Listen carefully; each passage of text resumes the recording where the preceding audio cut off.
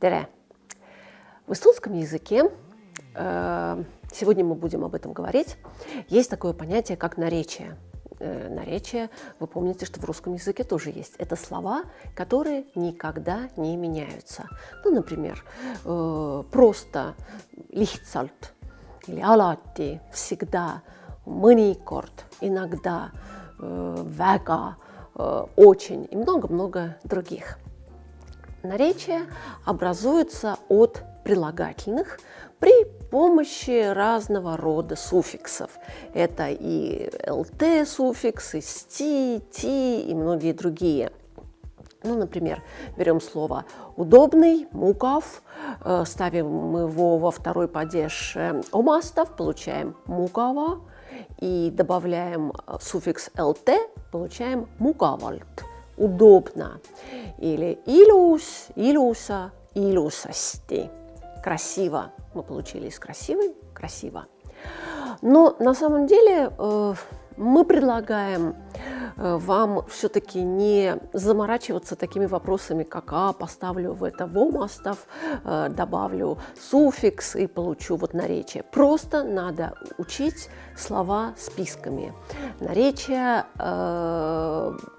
просто воспользуйтесь, может быть, карточками, которые есть у нас к учебнику. Берете, там, допустим, карточку, здесь читаете «красиво», так, как красиво, «илюсасти». Проверяете, да, «илюсасти», правильно. Или там «удобно».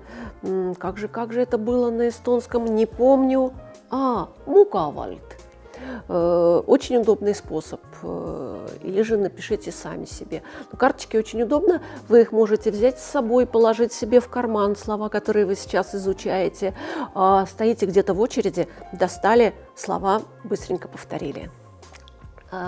Мы в учебнике предлагаем вам списки слов, таких наиболее популярных, употребительных, которые действительно вот каждый день приходится использовать в речи. И нам кажется, что есть смысл учить эти слова как бы такими смысловыми группами.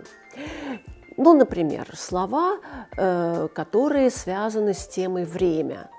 То есть, может быть, вы хотите сказать «когда» или что-то «как долго», «как часто» и так далее. «Millal», «kui kaua», «kui tihti». Например, такие слова, как «üleeile», «позавчера» или «eile», «вчера», «ammu», «давно», «enne», «раньше», «hiljuti», «недавно», «täna», «сегодня», «nüüd», «теперь», «praegu», «сейчас», «äsja», «недавно», «homme», «завтра», «ülehomme», «послезавтра». Многие слова, я думаю, что вы уже знаете, но просто есть смысл их повторить.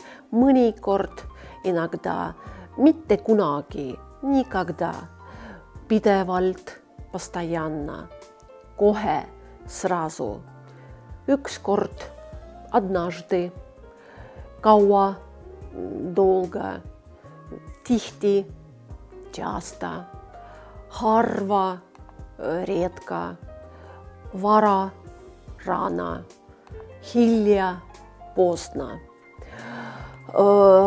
Или давайте посмотрим на слова, связанные с темой какого-то состояния, то есть «kuidas» – «как». И здесь часто используется суффикс «sti». «Hästi», «halvasti», «kiiresti», «kergesti», «ilusasti». Да, видите, все время это «sti», «sti», «sti». Часто используется суффикс «di», например, «eraldi» или «meeleldi».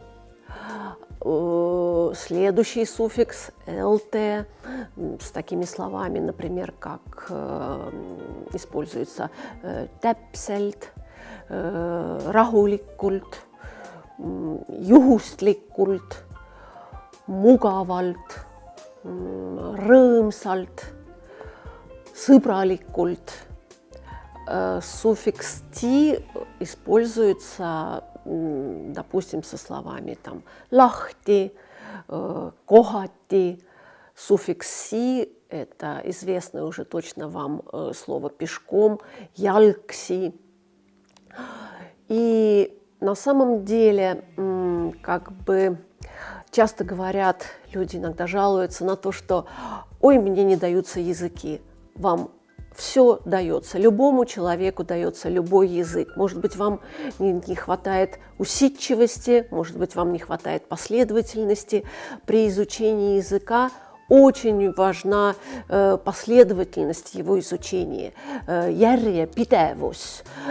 То есть каждый день по 10 минут, 15 минут с утра установите себе время или вечером, без разницы. Главное, каждый день, иначе ничего не получится. Здесь невозможно сесть и посидеть. Я сегодня посижу и поучу эстонский 2 часа. Нет, каждый день понемногу.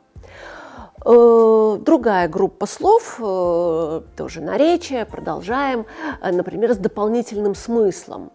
Когда вы хотите в речи добавить какой-то смысл, например, там, к счастью, õnneks, или к сожалению, kahjuks. Jälle, опять, снова, то есть это вы знаете, tere jälle, учебник, снова здравствуйте или опять здравствуйте. Tegelikult, pigem, eriti, täiesti, väga, see-eest, lihtsalt, ainult, kindlasti, tõesti, vaevalt, ükskõik, mitte, vist, võib-olla, isegi, loomulikult, üldse, muidugi, igatahes, tõenäoliselt, üldiselt, tingimata, liiga, vastupidi. Ну, на этом, пожалуй, на сегодня все. Учите слова, тратьте на это минут 15 в день, и у вас все появится. Kõike head, nägemist!